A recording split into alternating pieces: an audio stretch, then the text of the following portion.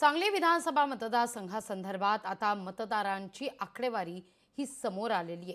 सांगलीत एकूण 99 उमेदवार रिंगणात असून 2482 मतदान केंद्र आहेत। या मतदानाची सोय करण्यात आलेली आहे। या ठिकाणी मतदानाची सोय असेल। या निवडणुकीत नवीन म्हणजे 56,750 युवा मतदारांची भर पडली आहे। या सगळ्या नियंत्रणासाठी 6,500 पोलिसांचा बंदोबस्त आहे। आढावा घेतला आमचे प्रतिनिधी संजय देसाई यांनी।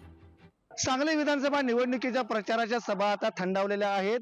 त्याचबरोबर आता याच्या पुढे छुपा पद्धतीने प्रचार सुरू करण्यात आला। आपण पुढे सांगली जिल्ह्यातील मतदानाची माहिती।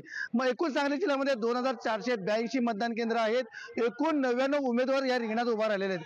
तर महिला मतदार 12,53,639 आहेत। तर पुरुष मतदार 12,82,276 आहेत। तर तृतीयपंथी मतदार 150 आहेत। त्याचबरोबर नवीन युवा मतदारसंख्या 56,650 झालेली आहे। पोलीस भरती 6,500 आहे।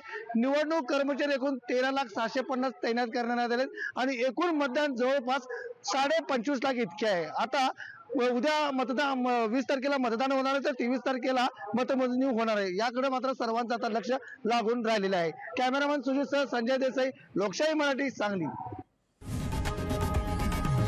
लोकशाही मराठी ऐका, पहा, जागरूक रहा।